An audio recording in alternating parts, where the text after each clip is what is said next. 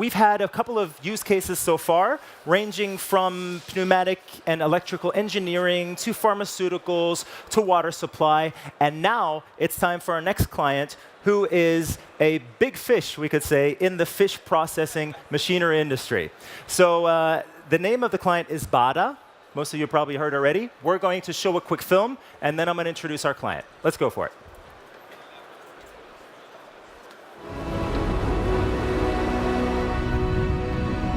Fish is one of the most nutritious and precious foods that nature offers to us humans. To deal with resources responsibly and efficiently process every catch must be our common target.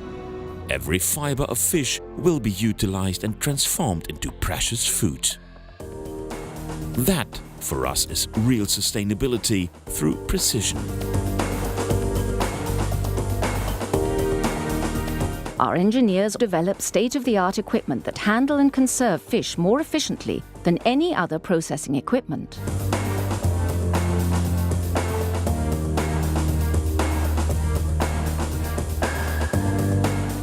On the coast of Norway, for example, where fish is plentiful, BAADER equipment is operating at maximum efficiency around the clock and every day of the year. Reliability also dictates activities here.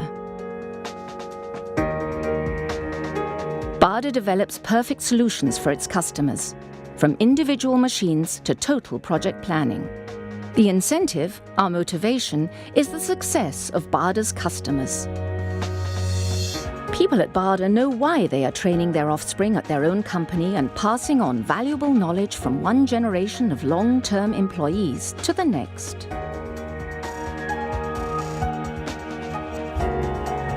We have developed machines for processing fish which work more reliably and more efficiently than any other. Whether on the high seas or in the fish farms, fishing pros know what's important and when it's the optimum moment to fish. When it's time, everything has to work, man and machine.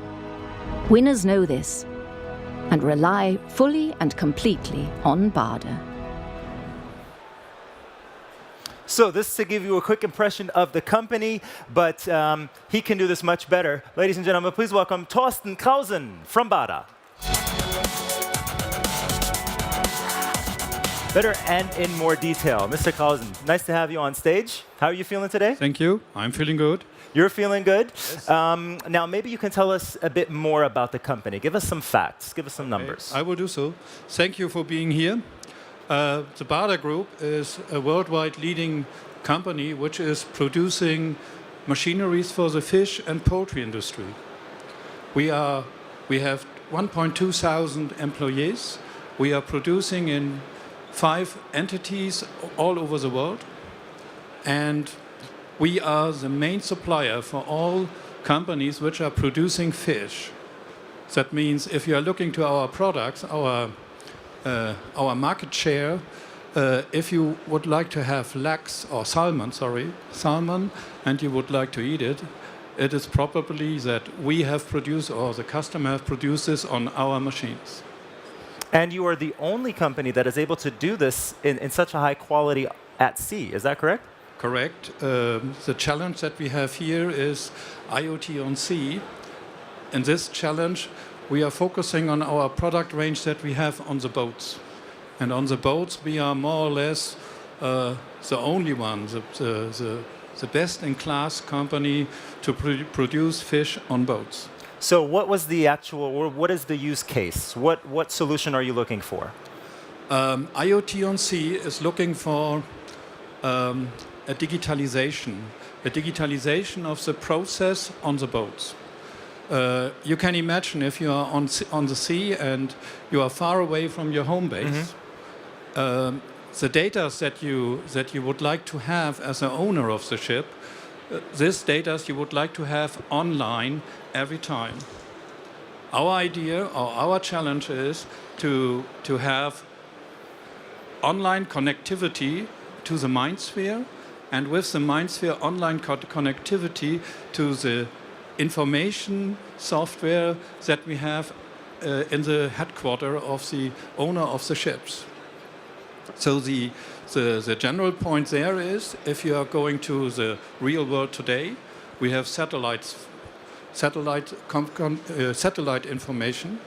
We have as well possibilities via iPhone, GSM. Right, right.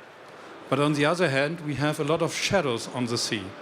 And regarding this, we are looking for a possibility, an app, which is looking for short waves as a trigger, as a carrier for information that we would like to have from our machineries. So basically a very clear job description here to our developers, and we're very anxious to see what they have come up with. And is it right that this is not the only big event you are at right now, BAADER? You have a big team in Brussels right now, right? I think they're actually watching via live stream. Maybe we want to say hi into the camera over there. What is going on in Brussels over there? Hello? Hello. So in Brussels, we have the world's biggest seafood show, and we are with our team on our booth with 60 people there, which are presenting our products to the customers. So, and they are live there with us at this show. And I think we actually have a video that we could show from the team over in Brussels. Why don't we play it? And waving, please. So in the middle, you can see our owner. We are a family-owned company. So in the middle, Mrs. Petra BAADER, and on the rest, you see the team. That's our sales force. Looks like they're having a very good time, just like we are here also.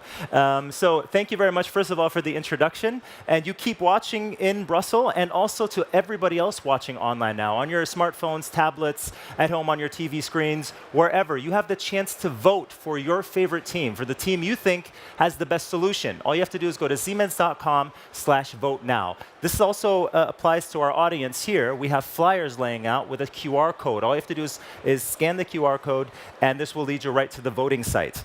So, Mr. Clausen, thank you very much. First of all, you may take a seat over at the jury. Thank you. Thank you for the introduction.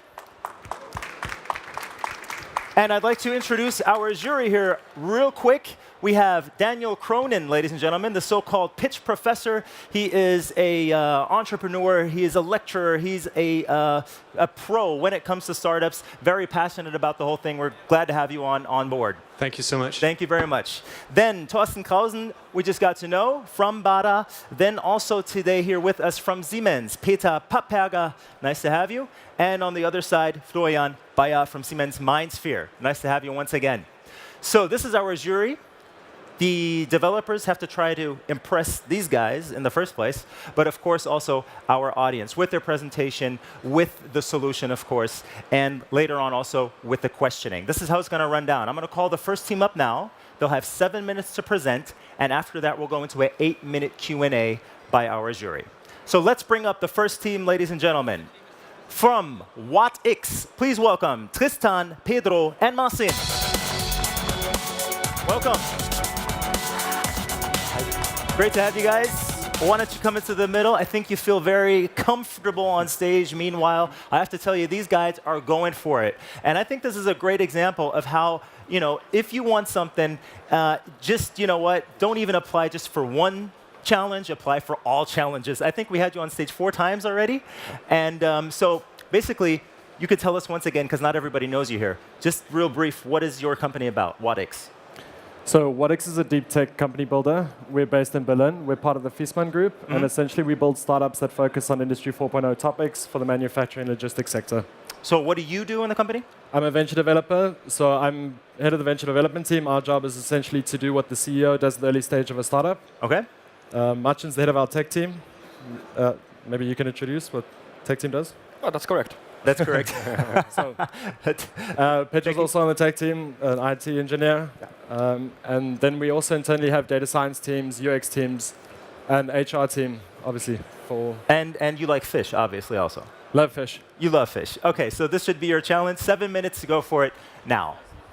Oh, sorry. So first of all, hello, and thank you for having us. We're going to talk now about Project Seagull, as we called it, which is our approach to IoT at sea. So thank you, BAADER, for the challenge. Let's just jump straight in. So first, I just want to quickly go over what the problem is, so we're on the same page, and then we'll go through what the solution is, or what our approach for the solution is. So the main challenge here is that the communication between what's being caught in the vessel and the catch manager needs to be facilitated, because at the moment, on the vessel, they're making decisions without information as to what bycatch to process and keep, and what to catch. And the catch manager needs to basically fill orders with what's being caught. So they need to know, before the boats are on shore, what's being caught. There's a third player that I'd like to introduce here, which is essentially also the market. Because if you're getting this information in real time, you can essentially update that information to the market as well as make that a two-way communication, so the market can make requests back to the ships. And we'll go into more detail of what that might look like.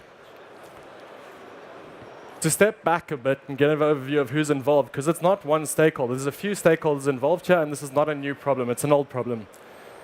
We need to understand essentially what is the incentive and benefit for all the stakeholders involved are, and the fact that you can't actually do anything here without affecting all these stakeholders. So for example, if the fish market wants to make a request for fish, the regulators need to issue a quota, which needs to be communicated to the catch manager and then to the boat captains.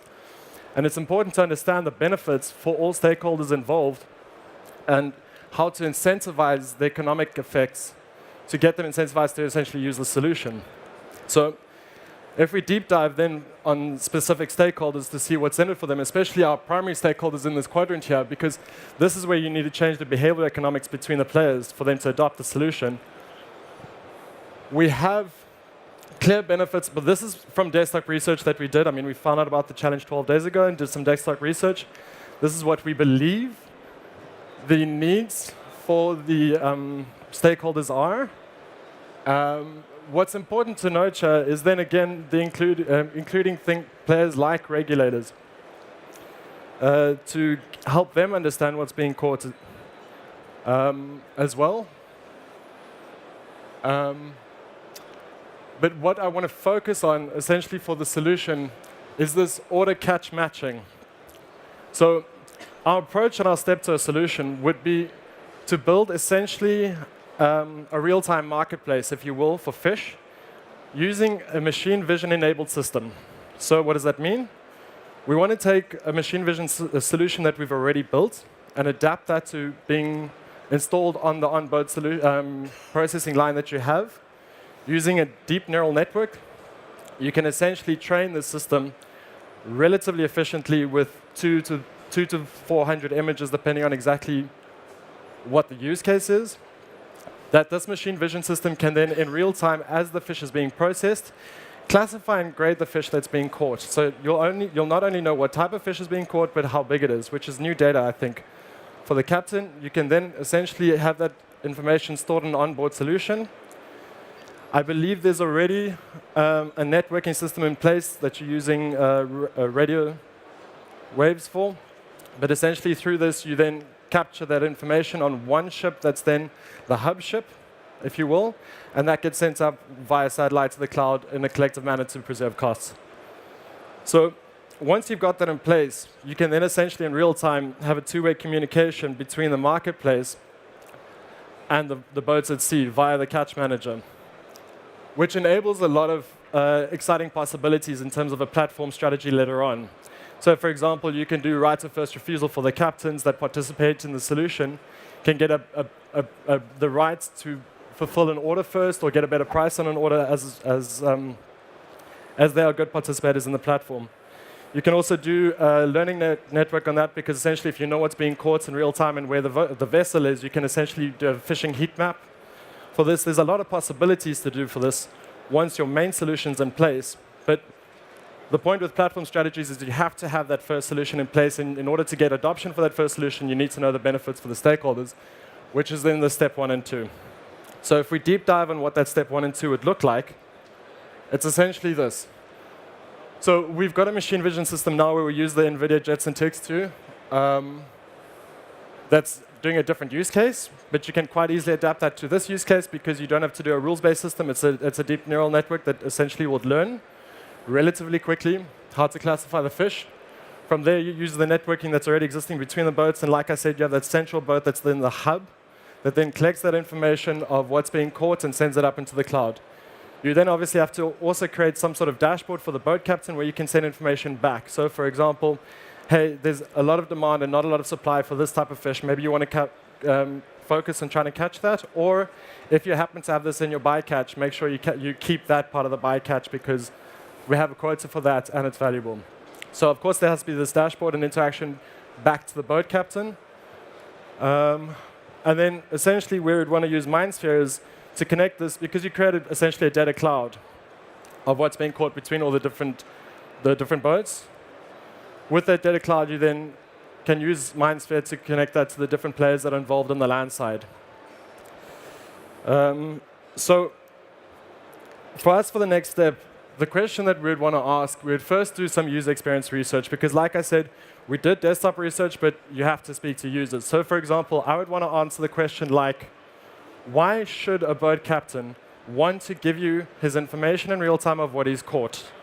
There's obviously competition between certain captains, unless it's owned by the same fleet, but you can actually incentivize them to want to do it if you have the right reward system in place. But that reward system has to be to something that he perceives as valuable. So we would do a lot of UX research to essentially figure that out for all the different stakeholders that were on that stakeholder map in the beginning, to understand what the overall solution would look like. Saying they figure out the ownership structure, because what we want to do is find a pilot use case. So you essentially say, okay, we want to install the solution for this fishing route, because boats tend to cluster around a fishing route. And we want to know, maybe we start with one customer that's got a fleet and see if we can grow it out from there. But we have to identify the pilot use case. Who are your first users on this platform? Who are your first users for the solution? And then design the incentive structure, like I said, to reward the behavior that you want to be seeing from the boat captains, like updating in real time what's being caught, or catching what's being demanded by the market. On the technical side, it would be to adapt. So 10 more seconds. It's to adapt the machine vision solution, test the mesh networking system, see if it can actually transfer the information. Set up the infrastructure for the data pool and build a machine learning algorithm. Why are we the right team to do this? And that's this, but we can talk about that in the Q&A if you want to. Thank you very much. That was the first presentation. Thank you very much, gentlemen.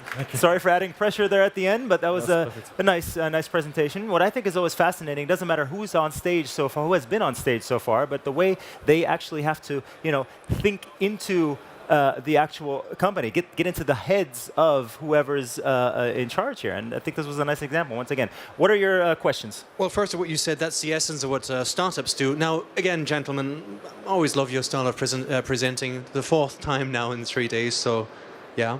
2 questions. Number one is, and I asked that early on, I'd be quite curious, what is the one question you would ask the customer if you could?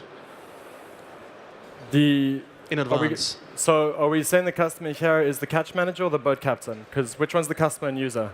It's an interesting question. That's a question you would ask? So I would say your likely customer who actually pays for the solution is probably the catch manager, with the user being the boat captain. The first question I'd ask the customer, the catch manager. It would be open-ended UX style questions. Okay. Of what works well on a daily basis, what doesn't work so well, what are your frustrations? Okay, and then a small, simple question. You spoke about the machine vision and so on. Would that work at sea? At any given circumstance? Pedro? Yeah, of course. So machine learning system just learns by showing it images. So if, for example, if you're fishing for salmon, you can show it 1,000 pictures of what salmon is, and it learns, right? And so you can... No, but are you assuming that would also work at sea, no matter what the conditions are? Because so you can deploy the system in NVIDIA Jackson, for example, and the neural network, once it's deployed, it knows, right? Okay. We had the added benefit, if I can just add to that, BAADER sent us some lovely photos of what the production line, what the processing line looks like.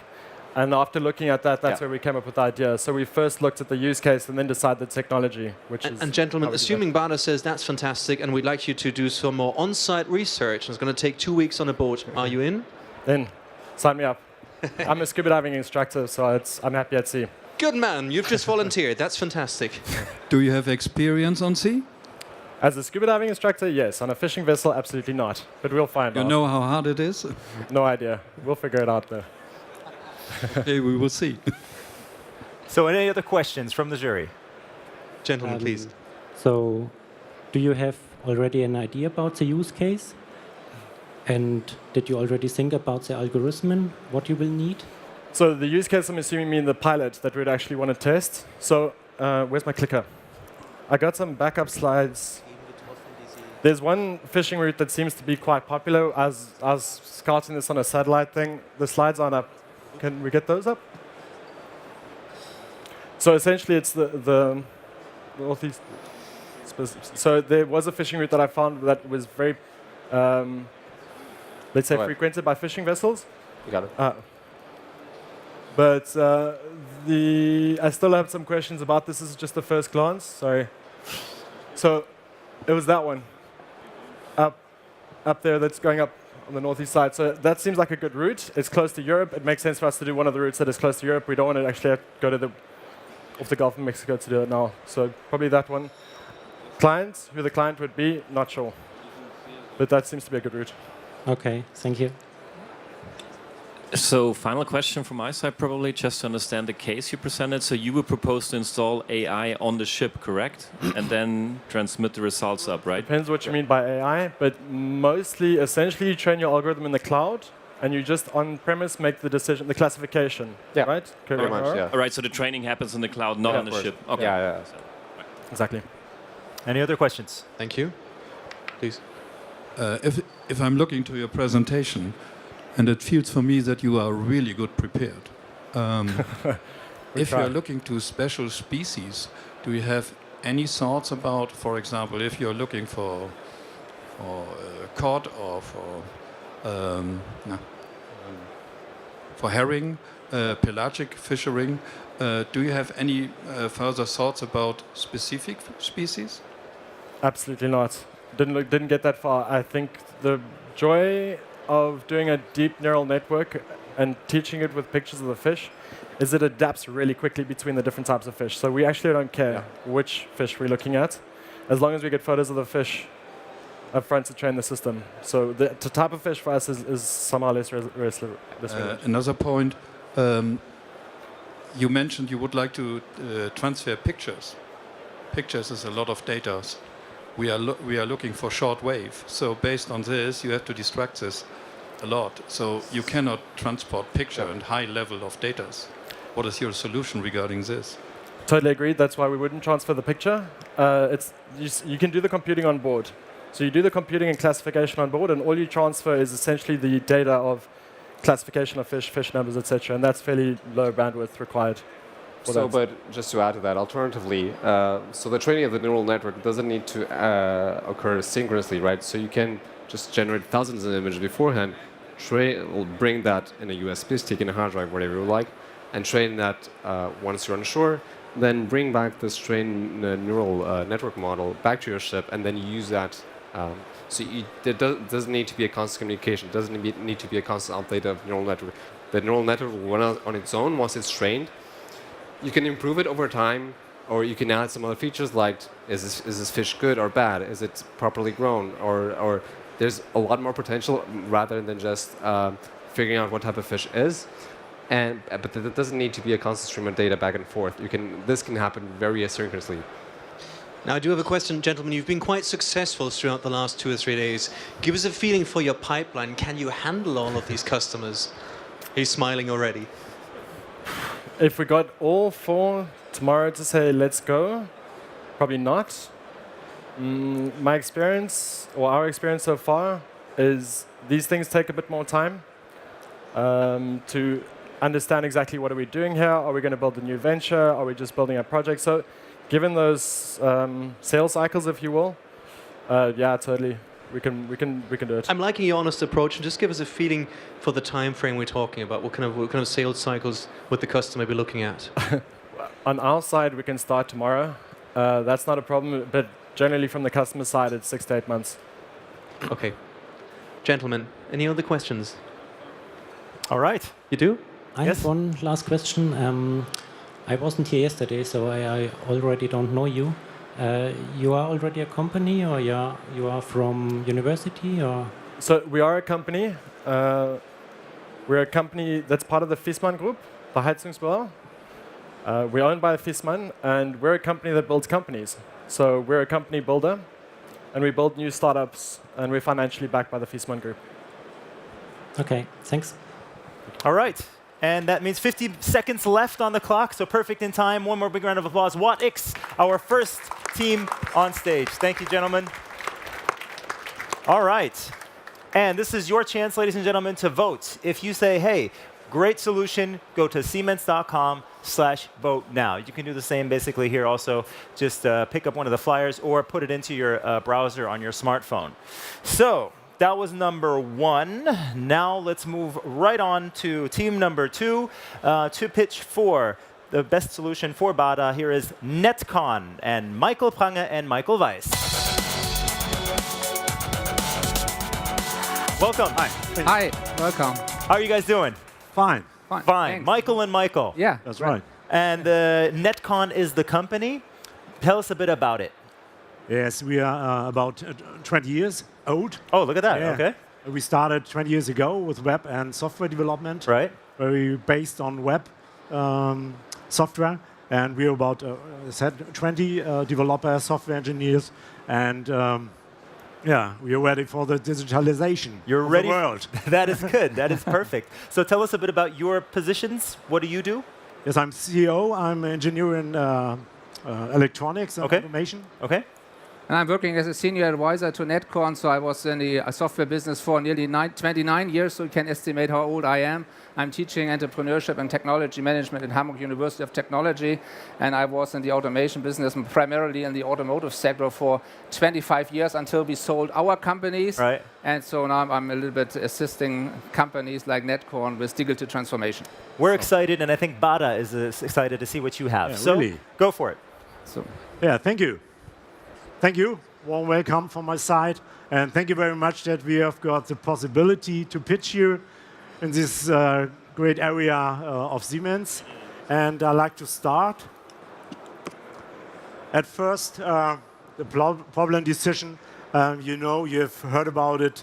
And we think that the collecting data is not a problem because Siemens has got so great technology also on the chip. And as you, Mr. Krausen, said, the problem is the connectivity, that we have the problem, the chips are out of the sea very, very long for a few months, and for this time you don't have any data, and we have to transmit the data to the customer and also to BAADER, because it's for you a new possibility, a new use case, business model to sell your customers more maintenance possibilities. So we have the captain at first, and we have the catch manager, and the situation, you know. Let's talk a little bit about the solution. We are a partner of Siemens MindSphere, and so that we will think the MindSphere is a great possibility to work on it for this case, and to use the possibilities MindSphere and Siemens already has. And we have got, sorry, I'm a little bit wrong, that's it. In the use case, we will have 3 apps. And the first is the app for the captain. We will show him information about position, location of hip swarms, elevation of catch results, and so on. And next, for the catch manager, we say it's a fish positioning system, current positions also, current market situation, event log. And at last, we have got the management information system for the company on, at home, I say, and also for BAADER, because we don't have to forget that you need this data also for the possibilities to give the customer more information. Yeah, thank you. I take over this. First of all, before we come into closer details about the technical installation, implementation, I would sure like to give you a short overview about the application environment. Here on the booth, you see a lot of solutions for the so-called smart factories. And this use case is also a smart factory with one difference. The production sites are not on-site, but these production sites are the ships, and these ships are traveling on the oceans. And as you can see here, we have some restrictions regarding the internet connectivity. And the MindSphere is a cloud solution, and a cloud solution implicitly means that you need an internet access for the applications you run on the cloud solution. So one of the challenges is to make the ships available to connect to MindSphere, and I think there are some service providers who offer shortwave connections and satellite connections, which are very expensive to get the ships connected to MindSphere. But the challenge is, and if you have a look here on a ship like this, with this high sophisticated automation equipment, which BAADER is using for their high sophisticated production lines, is to collect the data on the ships and filter them using edge technologies, filter the data on board, and just send a part of the data to the central MindSphere system so that you later on can work on the data. So how does the system architecture look like? We would like to implement here. You see a production line that looks like a production line on site, which we have implemented in the ship, and we can collect the data with a lot of standard equipment. What we have here, what we have experienced for many, many years, and BAADER has also this experience, and we will store what we call a gateway system, and then we have to try out what type of bandwidth we have to connect to the MindSphere, and then we would develop 3 types of applications, as Michael was pointing out earlier. So the first one is a so-called, what we call a ship information system. That is the interest of the captain. And the captain is interested in that he has the right productivity on site, that there will be some predictive maintenance algorithms. He wants to collect or to store the actual production of fish on the ship. And this data will be transmitted to the onshore catch manager. And the onshore catch manager has some other functionalities, but probably Michael would point out in detail. And then we come to the final conclusion. Yeah, thank you. But what we forgot maybe is that we don't have the possibility to send out the complete data to the MindSphere, which we want to use. So that we need another Siemens application or software tool. It's X tool for the MindSphere that we have got the possibility to do an edge on the boat to send out the data we only want to send, so that we don't have to push out the complete data, only the data we need for predictive maintenance, for the position, for the status of the machines, and so on. And there's a possibility how we think about an app could look like or based on MindSphere. It's very easily. Because we think that the people which work on board, they have got a lot to do with other things. So that's very easily left. On the left side, you see big, middle, small fishes, how many fishes are produced, current energy, predictive maintenance lines, when there have to be maintenance, current alarms, position of the ship, and so on. And maybe on the right side, down, we have got communication board that the ships can communicate with each other.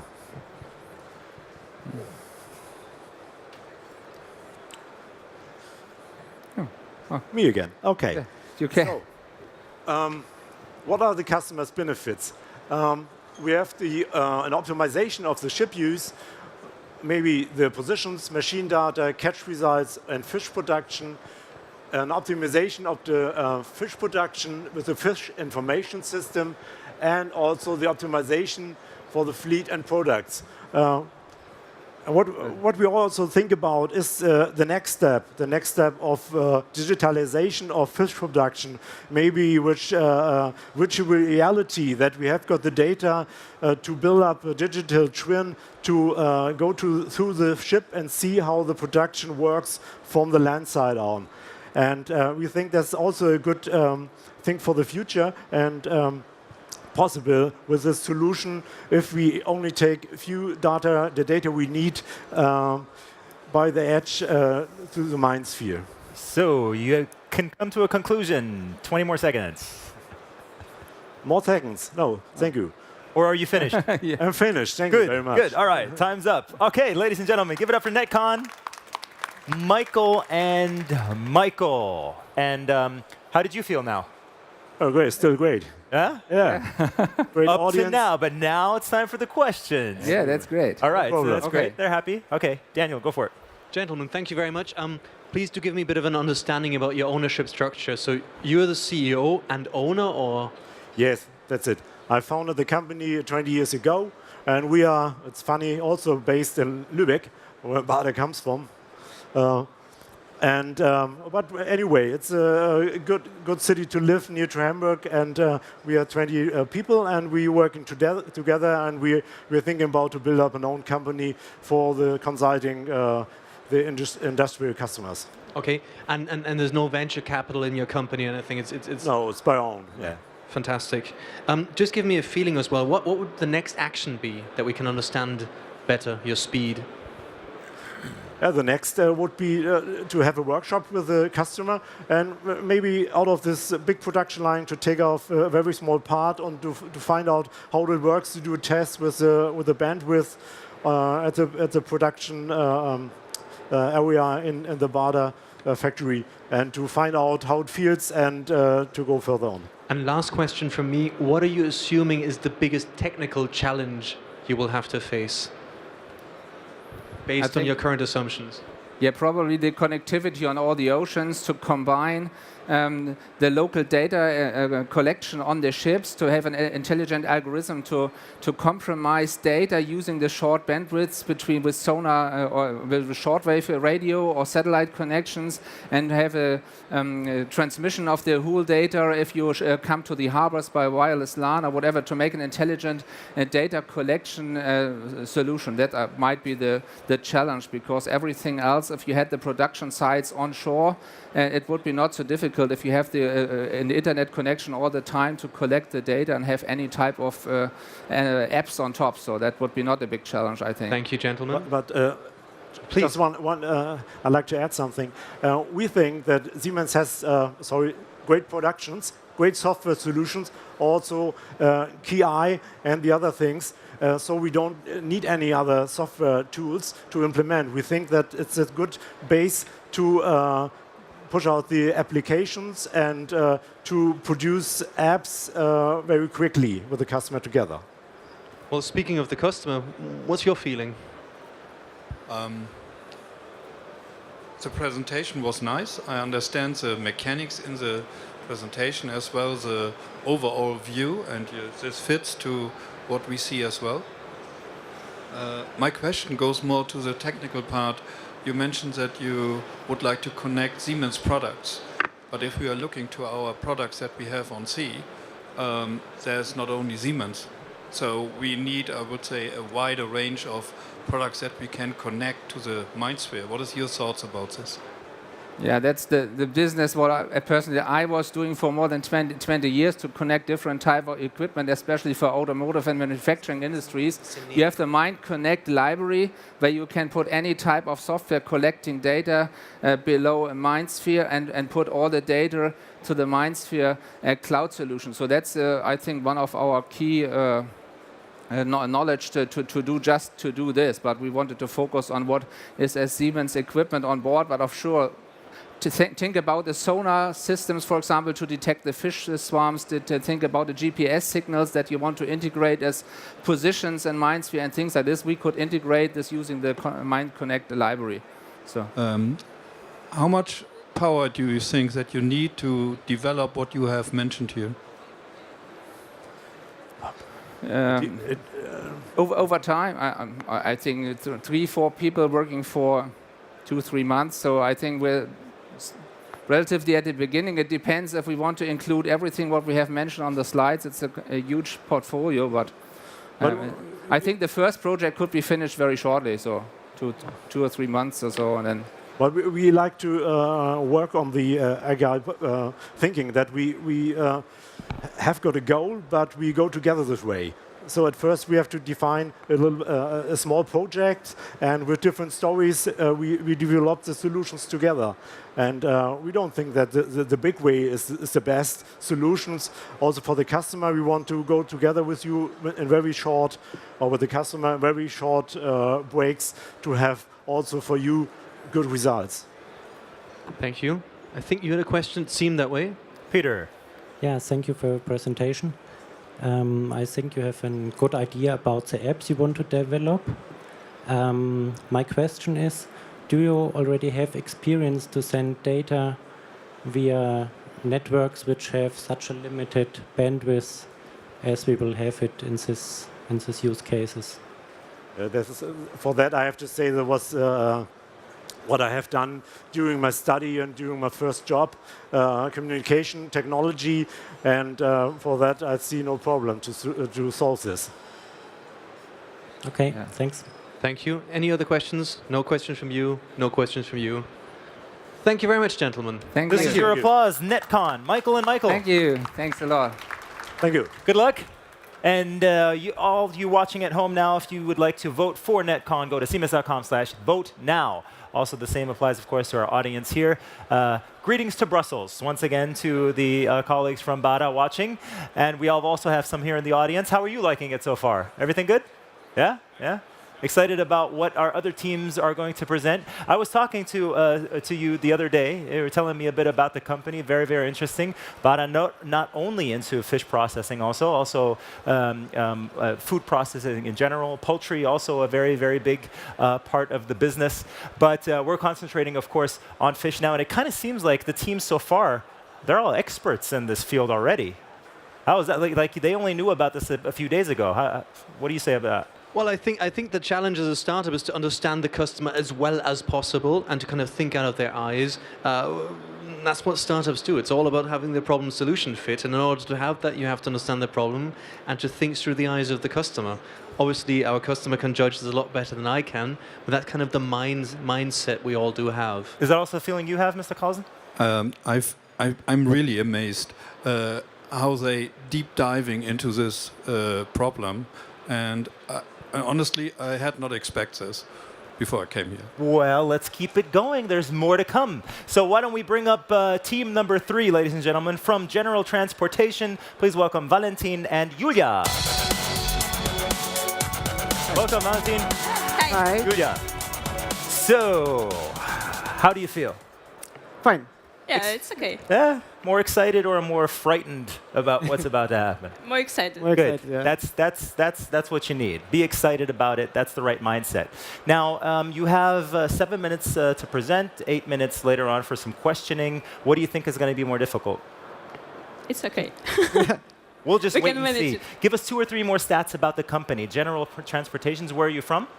We are from Berlin, and we are not just a company, we are just a team. And 3 months ago, we have decided to develop solutions for autonomous transportation and autonomous logistics. Okay. So Yeah. it's our debut here. Your debut. Yeah. Wow, let's give him an extra round of applause for that. And the 7 minutes of time starting now. I have 2 words for you.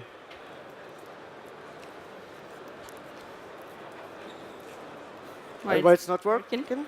Sorry? Oh, sorry. Autonomous vessels. It's a future we are all heading to. According to global marine technology trends, autonomous vessels will reshape the whole maritime industry by 2030. There are 3 key emerging technologies are required for autonomous vessels implementations.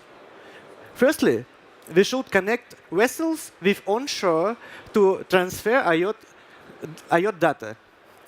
Secondly, after SpaceX, Starlink, Telesat, or OneWeb will launch their affordable satellite internet that will cover even oceans, instant transfer of huge amount of data will be possible. And after that, artificial intelligence will be used for big data analysis and decision making. So e-connectivity between vessel and onshore is a first step, and it perfectly matches with BAADER's case problem we are going to address. Now Julia will give you a high-level overview of our concept. Yeah, welcome on board. So we believe that connecting just vessel and onshore is not enough. Successful connected ecosystem starts with the market. And here is our concept of connected fishing. So let's go a little bit in more details. Firstly, customer places an order that directly goes to MindSphere. On the second stage, Catch Manager constantly receives aggregated information from MindSphere via Mind app we will develop. And this information is related to orders from market, related to stocks, related to information from vessel-related and catch-related data that will be in MindSphere. And based on this information, Catch Manager can give a specific order to a trawler. And then trawler's captain decides where to go to get required fish. During the fishing process, captain receives aggregated information about vessel and about catch via GT application. It's an edge application. And this application also sends this information to MindSphere. It does it automatically and constantly. And Catch Manager onshore can see updated information about situation on the sea and sell the catch to the customer already when the vessel is on its way back. And as vessel arrives to marine terminal, it will directly deliver and ship this catch vessel has to the customer. So now Valentin will go a little bit dive in the connected concept.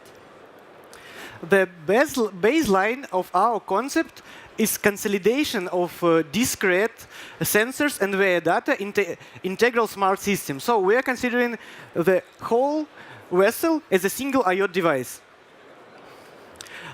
On fishing trawler, there are two types of data we are going to fetch, aggregate, and display for captain needs, according to BAADER's case.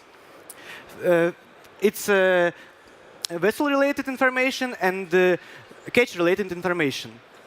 Thanks to obligatory IEs, all vessels with 300 and more gross tonnage have a rich bundle of sensors. As all marine sensors are connected together with by NMEA protocol, it's really feasible and quite easy to fetch this data and decode NMEA sentences from GPS, Jira Compass, or any NMEA-compatible device. As for catch-related data, it's possible to fetch this data directly from BAADER's processing line. So we can receive information about yield weight, amount and type of fish, amount and type of processed fish. And all this information aggregates and consolidates in edge application on vessel. Consolidated information automatically sends to MindSphere with predefined periodicity via satellite internet. We have asked ham radio and seafarers communities, and they strictly recommend us to use satellite internet instead of high-frequency radio as more efficient, reliable, and easy-in-use solution for data transfer for long distances on sea. MindSphere collects and consolidates all information from all vessels, and Mind app retrieves this information. For Catch Manager, Catch Manager can use Mind app to see all vessels on single map, can choose one particular vessel and see information, vessel-related information and catch-related information. Also, Catch Manager have information about market order and also have a tool to assign some special tasks for captain. In case Catch Manager want to adjust order, he just send information and updates directly to MindSphere from where captain retrieve this information and see it on edge application on vessel. So, a few words about advantages of our solution. Firstly, it's It allows to minimize costs of storage and for warehouse. It's a common ecosystem for trawler, for cache manager, for market, and for warehouse. It allows to automate cache manager and captain work, and it also takes into account autonomous vessel strength. Thank you. Thank you. Bam, and they quit right on time here. Once again, please a big round of applause. General Transportation with Valentin and Julia. All right, good job for a debut thank you. here. Wow. Thank you. So what does our jury have to say, Daniel? Well, don't give us that mean look again. That wasn't a mean look. I was just concentrating. So, congrats on the debut. Well done. Help me understand. So, you're in the process of forming a company, or are you more in the research area? For now, we are in. We want to prepare a solution for a product, but current stage is a research stage. Yeah, and we can found a company in a day. It's, we have already done it before, and we know how it works, so it's not so complicated. What have you done before? We have done an application. Navigation application. Navigation application, yeah. And how did that go? It's called Duzirama. No, but is it in the market? Is a customer using it? It was a B2C application, so it was used more enough, so we didn't get enough funds for it, and we decided to close it for some time in order to come back later with a better monetization model to it. And do you have any sort of entrepreneurial experience? Just with this app, yeah. Okay, good. But would you be willing, assuming the customer would say, yes, let's do this, would you be willing to drop your research and work full time? Yeah. You go, yep, and you go, no. Yeah, I say yes. Yes. Of Okay, course, yes. Sure. Thank you. What's your thoughts? The team, are you both? There is one more person, but he unfortunately cannot come today and join us. He is a tech guy, and he locates in Paris, so it was a little bit complicated for him to come. He had a lot of work for now. Yeah. Quite busy. Can you repeat it? Sorry.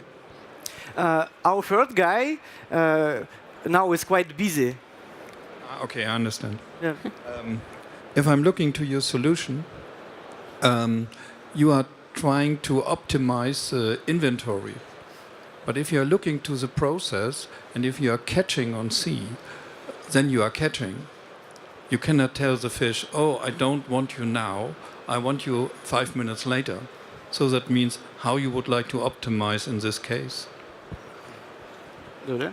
So actually, we have this connected ecosystem that will help just to exchange information between onshore and on sea.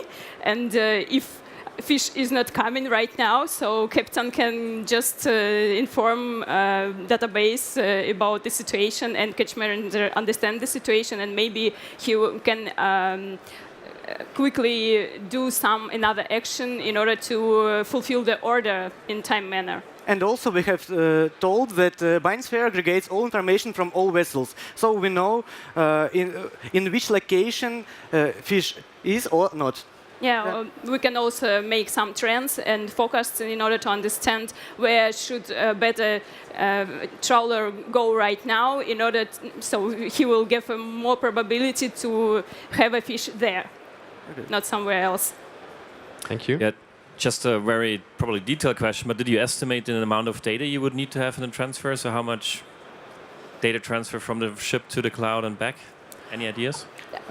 Size? Data size, you mean? Yeah? So data volume. So is it a high what is the bandwidth you require? So we were thinking about this question. And so really, it's a little bit hard to give any concrete estimation right now because we don't know how many data aggregates BAADER's line and how many data aggregates the vessel itself.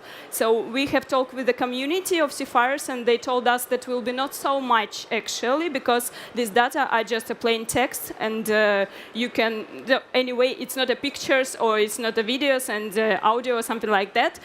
They are accumulated as a plain text, and it will be not so much to transfer. Any other questions? No more questions?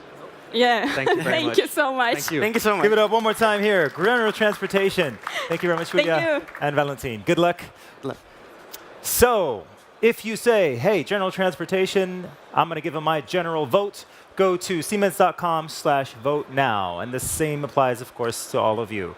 Have you voted yet? Yeah? Yeah. Just saying yeah. All right. You don't need to vote yet. Why don't you wait until the end? Wait until the end until you've seen all teams and then give your vote. So, Daniel, once again, expertise here.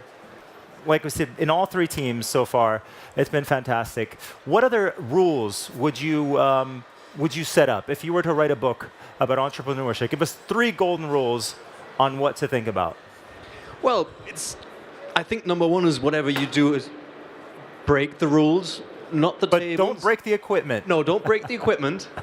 But I think it's always a few things. And one of the biggest learnings I've had, the most simple answer is doing it, as dumb as it sounds. Just doing do it? Yep.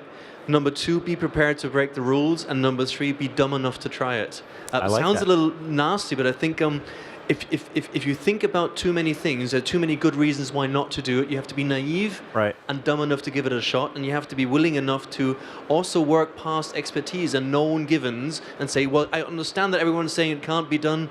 I'm still going to give it a shot. Obviously, there's a lot more mechanics to it, but these kind of mindset issues are essential in my opinion. That'd be a nice short book, wouldn't it? Like 1 page, 3 rules. Yeah, but it probably wouldn't sell that well now, would it? Send it out there. So let's move on to our 4th and last team for the BAADER Challenge. And I'd like to welcome from Risolto, Tanja Krüger and Tobias Hoppe. Tanja, nice to have you. Hello. Hi. Welcome. Welcome to the stage. So, Tanja, tell us a bit about your company, Risolto. Yeah, I love to. Well, thank you for taking the time and for inviting us. Risolto is not exactly a startup, I have to say. Sorry. We exist for 15 years now, so I founded Risolto already in 2003. And all that time we have been dealing with artificial intelligence already, and we've always been doing it for industrial purpose. So we just loved your case. We saw it and we thought, well, that's just us. So you like you said before, you are the owner of Risolto, right? Yeah, I'm partly owner. We have a new owner in now. Okay. Because we need to grow. We needed an investor and good partner, so we are part of the Festo group now. But that's very, very much news. It's only 1 week now. And can you give us 2 or 3 more stats about the company? About Risolto or about our mother? Yeah, Risolto is a small company still. We are 25 people, but they are all real experts in mathematics, in information technology, and we are a software supplier. So we really have our own product. We have Prognos, which works perfectly with MindSphere, and it's an edge intelligence. So we have the artificial intelligence on edge. We work where the ship is. Nice to hear that. And how about Tobias? What do you do at Risolto? I'm the head of data science, so I'm the product manager for Prognos, and I'm doing all this product management stuff, like getting new use cases and trying to evaluate what new stuff we can do with our product. And who's going to be presenting now? Are you going to do it together? We're doing it both. All right. We are having double moderation. Well, then I'll leave the stage to you. Have fun. Thank you. Well, thank you very much. Yeah, lots of the things I already mentioned we will do a deep dive in now. Risolto does a lot of things in industry, and in industry, as much as on the sea, you have this problem that for artificial intelligence, you really need a lot of data. You need the raw data. And when I look at your fish that you do this image recognition on, that is a lot of data. And that is what artificial intelligence is perfect for. But if you want to transfer all that raw data, you always have a problem, not only on the sea. The problem is that, A, you will have latency if you transfer data. So you will always not be as quick as you could be when you interpret it right where it happens. And the other thing is cost. And in your case, it is sheer infrastructure. You don't have the infrastructure to do all this. So what we are presenting to you today is not a concept. It's not an idea. So we are having the solution already done. We have about 150 use cases by now. We have it out in the field. Coincidentally, we even have a reference customer in the audience, hey, Mr. Fuchs from Miele. So yeah, there's a lot we could show to you already, and we would get it done very quickly. So you do the deep dive. Okay, thank you. So when we looked at the use case, we thought, okay, who are the key player and what are the advantages that we can deliver to you with our solution? So on the one hand, we have the captain of the ship, maybe. So right now, the captain is the one who has to do all the decision on his own, on his expertise. So he has to know what kind of fish do I have caught already, and where do I have to go to catch more fish, maybe of the same sort. What are the market demands right now? Do I have to go north tomorrow to catch some tuna, or maybe south to catch salmon? So that's the captain point of view. On the other hand, we have the catch manager. That means the onshore resource, who's the one who is selling the stuff that the captain is collecting onshore to the customers more onshore. So the catch manager has to know what vessels are outside, how much catch is inside the vessels right now, and maybe he has to know how do I have to coordinate these vessels, because maybe there's some demand of tuna and these vessels all have salmon. So I have to see, okay, where are the fish grounds for tuna right now and which are the closest ships? So we tried to think about how we can help you with this. And now Tanja is presenting our hybrid architecture that we did with our product Prognos and together with the MindSphere. Yeah, I love to. This, what you're seeing here, is the work of 6 years. And those 6 years we not only spent with our own developers, but it was a cooperation with Fraunhofer Institute, with others like SciTech. It's Institute for Artificial Intelligence. We had industrial partners with it. So this is very fundamental work that really do the job. And let me just explain you how the trick goes. So here, as an example, we have the Siemens IoT 2040. You could take another small piece of hardware as well, maybe something very robust that you can use on the ocean. And we have a very small pre-trained model that does all the interpretation there. You heard of that concept early on from the other presenters, but we have it already in here, and it does all the interpretation while you are actually out on the sea. And only if you have very condensed data that is really worth the transmission, it goes up to the MindSphere, where the Prognos Central cloud is running, and there we will retrain if necessary. We will do adaptive learning to all the other ships if necessary. And most importantly, we do the information for your managers. So you will go deeper into it, but if they need the information, where is the fish at the moment, where does the ship need to go, with all the intelligence, the prediction behind it, we have this very hybrid model that you can control how much goes over the infrastructure and how much is being done really on the ship, on edge, on those small devices. Okay, thank you. So the first thing is we have to help the captain. The captain has to know how much fish do I have caught right now, what kind of fish do I have caught. So we take algorithms from the field of artificial intelligence, in this case deep neural networks, that we pre-train on a central infrastructure like the MindSphere in our Prognos brain based on image data, like in this case from tuna. So this model that we have trained knows, based on image data, okay, this fish here is a tuna, and it can also say the weight of the tuna. So this model can then be adapted to the machines right on the vessels, on the Siemens IoT 2040, for example, and then easily analyze all the fishes that are coming across it. And so the captain knows all the time, okay, what kind of fish do I have caught right now? How many kind of fish do I have caught right now? And these information, of course, can then be compressed, sent via the slow network to the MindSphere, so that also this information is available for the catch manager. Of course, this is just the first step, because right now we're just relying on image data from the fish, but of course we have more data, like we have positions maybe, we have the echoload from the ships, we have weather forecast and so on, and that's where we go deeper into the optimization process.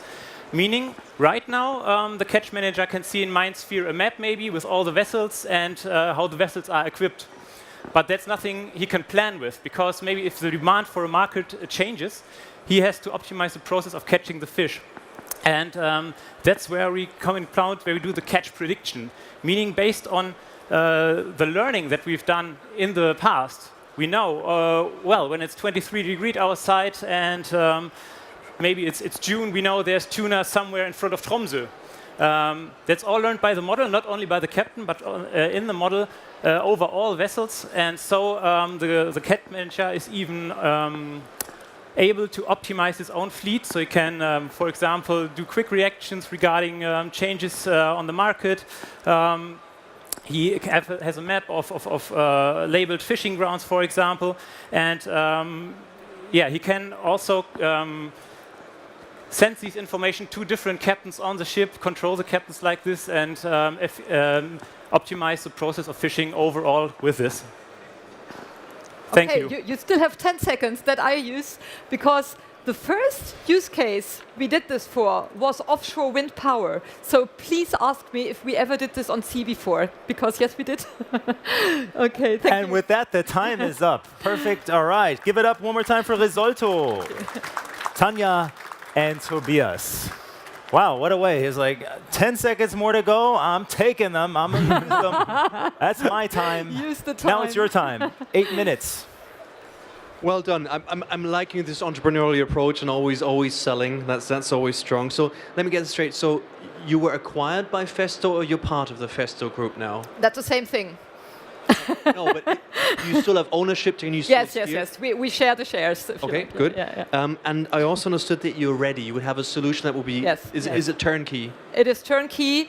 What of course we would need to do is we need to put it into your systems, because you have the sensoring now, the cameras for your fish. So we have to implement it with your sensors. We have to, I would say, try it on the first pilot on the ship, go out with it. But there's no developing to be done. Yeah. Okay, thank you. Gentlemen, any questions from you? Please go for it. Well, thanks for the great presentation. Look, what surprised me is the IoT 2040 is actually this low-end hardware. So you tested your AI on that already, and it's running? Okay. Right. So we do only the model scoring. The model training is done in a central platform, because that needs a lot of resources. But if we have an open PLC like the IoT 2040, that's why we used it. Our software is implemented in Java, so we can port it easily on the Linux that's running on the IoT 2040. And we already did it. We did it likely on the SPS last year, where we had a showcase with a little Steam engine, and it works. Okay, cool. Further questions, Peter? Yeah, you told us you have already a concept ready regarding the data collecting on the IoT. Can you tell us a little bit more about how it works in general? Yeah. How deep do you want to go? There's another thing we can offer, of course. We can show you actually the product working, because we have a live connection to the platforms. So if you find more time, we can show it at our booth as well. And there's, of course, a lot to say about it, how the protocols are being used, how you can actually do the parameterizing yourself. You don't always need us as data scientists. You could actually learn how to adjust it yourself to your models. So there's training in direction to the customer going on as well. So it has also self-learning capabilities? Of course. It's machine learning. First of all, we have to learn about all the fish and all the backgrounds, and then we could also from there learn what is an anomaly. We would also find unknown anomalies about what is going on the ship. So bycatch, for example. If you have a lot of bycatch, this will also be learned, for example, and can be eliminated in the future. And as we use a human-in-the-loop principle, you can always give feedback as an expert, and it learns from you as well as experts. So you have a new colleague getting more and more smart by the time. Yeah. Okay, thanks. Thank you. Can you explain a little bit more the relationship that you have now in Festo? Because I see Festo is a big company. Yes. And you are a small one. Yes. And what is your part in Festo?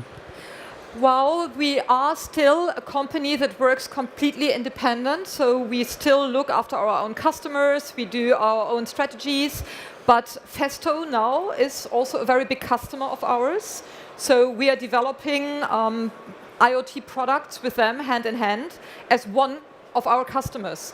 And it gives us the stability for growth. We have a very courageous growth plan. So we want to hire more people. We want to be international.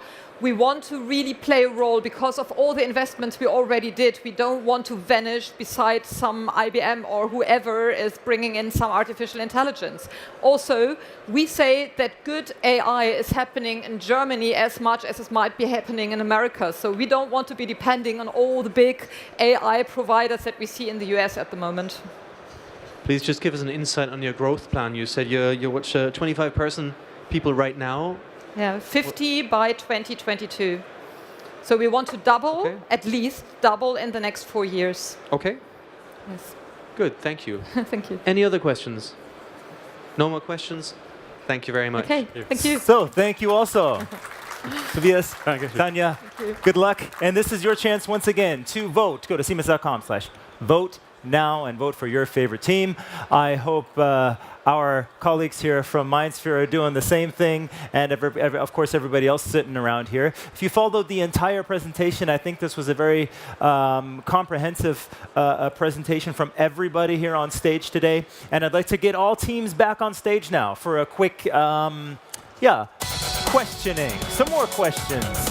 That's exactly what you're looking for. All teams back on stage. Exactly. Resulto, WattX, Netcon. Where are you? All right. I'll take the microphone. There we go.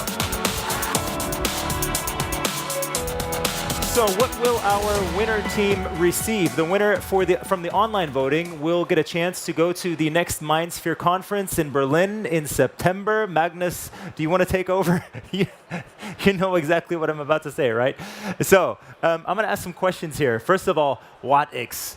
You as being we could say you're almost like it's almost like a tradition now that you're on stage here. How was your fourth presentation? Less and less nervous. Good. I think we had 4 so far, right? It was either my favorite one or second favorite one. I think it went very well. Okay, very, very confident. That's good. Maybe you want to shout out to the people watching now and give them one more reason why to vote for you. Please vote for us. We are not afraid to undertake challenges. All right, that's a clear statement. Thank you very much. I'll take that. How about you guys? How was it? And what are you looking forward to? Do you think it was a good presentation? Your presentation was good? Yep. Yeah, good. That's a good answer. That's a test question. Yes, it was. We already have a chance to read our presentation before. Yes, it's okay. And is there anything you'd like to say also into the camera one more time for the online voters? So vote for us if you like our presentation. And actually, this presentation is interesting. This BAADER case, not presentation, but case was super interesting for us because we are currently researching in the autonomous logistic area, and it's kind of super excited thing, and there are a lot of things to do, and we would like to do them. All right. We would like to pass the mic on. That was general transportation. Now to Netcon. Netcon, why don't you guys come up front here a bit? Yeah. So tell us one more time, what makes you so special? What makes your solution the right solution? Our solution makes it very special that we have a long year experience, especially in the connectivity of different devices and in automation control systems. And this is a very special environment where we could implement this know-how. And yeah, that makes us probably outstanding here. Thank you. Thank you also. That was Netcon. And of course, also our last presentation here, Resulto. Also, the chance to say something into the camera. Give us your 100%. Yeah, thank you for that. Well, I just think the pitch fits perfectly to us. I just love the case because something like that we've done so many times before, and we feel very confident to be really helpful for this customer and to make really a success story out of it. So we're going to wish you all good luck. Once again, your last chance to vote, Siemens.com/vote now. How, in general now, the question, when you look at the other presentations, are you like, hey, wow, they had some pretty good ideas there. Why didn't we come up with that? Do you sometimes think that when you see other presentations? Probably, right? Everybody's nodding, like, yeah. Or is there, probably, right? That's what it's about. It's about competition. It's about finding out, what other people have in their minds, what they can bring to the stage, and obviously what they can offer to the client. And maybe you can benefit from each other. That's also another nice thing about this competition, I think. Who knows? Maybe it's not the job with the client, but maybe with a different client, maybe somebody out in the audience. This is also your chance to speak with our developer, because every developer team here has their own table where you can go over to them, ask them questions, and get informed about what else they do. So we have the online voting results. And once again, we have tickets here for the MindSphere conference taking place in September in Berlin. The chance here for our developers to present themselves one more time. And the winner of the online voting, and I've said this, I've pronounced this name a couple of times already. I'll say it again. WattX, ladies and gentlemen. WattX, the winners of the online voting, once again. So, 1, 2, 3. I think you got enough tickets now for the entire company. Bring them all along. So, but now we're interested to hear and to see what the jury has to say, but they're still very busy, as we can see now. You need another minute? Yeah, you need another minute. OK, so in the meantime, ladies and gentlemen, did you get the chance to try our jelly beans? This is something completely different now. This is Magnus' favorite thing to do if he's not in a presentation.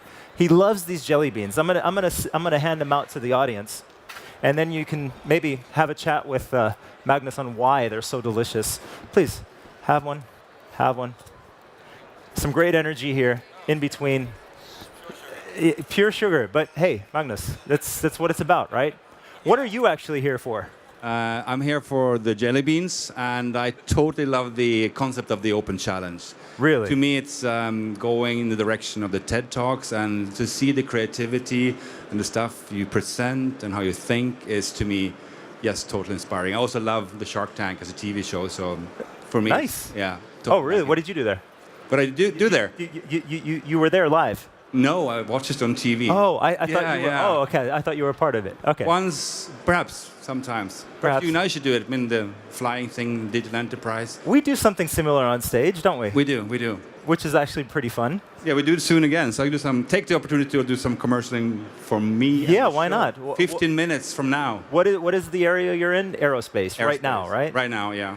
And in general, it's all about industrial... digitalization and how the Siemens products and solutions can actually be able to connect the virtual world with the real world, which also touch very much on top of what we see in those pictures here. Mm-hmm. So, yeah, that's what I do on a daily basis. And also the beautiful showcase in the middle of the booth, the big robot and the automated guided vehicle, which is totally worth a visit. And I think the jury is ready now, so I'll stop talking. Well, thank you very much for bridging that gap. Magnus Edholm, ladies and gentlemen, stick around for our presentation right after the challenge. And now, we want to know who made it, Daniel Cronin. Can we give a big round of applause for Daniel and the rest of the jury? Thank you, guys.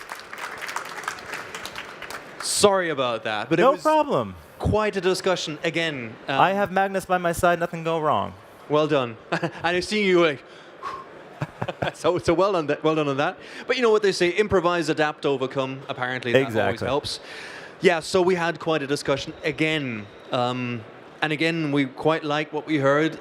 It's a challenge. Mm-hmm. It's a big challenge. We could see very, very different companies, but yet again, we came to somewhat of a conclusion. Was it a clear conclusion at the end, or was it a clear decision at the end where it's like, okay, you know what, this is what we have to go for? Well, being half Irish, I would say it was bloody close. Really bloody close. Okay. And I think at this point I'd say there's quite a few teams who kind of came within winning, but you know, there's always one winner. And at the end of the day, we tried to find out, okay, who's the one who's probably the most movable, the one who might bring the most or the highest level of innovation, maybe the biggest amount of hunger. Yeah, we agreed on someone. Okay. Well, So- you're probably going to go over to your position again. Yes. we're a creature of habit by now. And once again, we need some, some atmosphere in the room. Like let's just imagine this is the match day yesterday, Bayern versus Real. The last few seconds of the game, let's say it was still tied. It wasn't tied, but let's say it is tied, and everybody's like, who's gonna win? Who's gonna win? Get them hands up, ladies and gentlemen. Ooh. And the winner is... What X? What X, ladies and gentlemen? Congratulations, gentlemen. Well done. Well done, boys. Well done.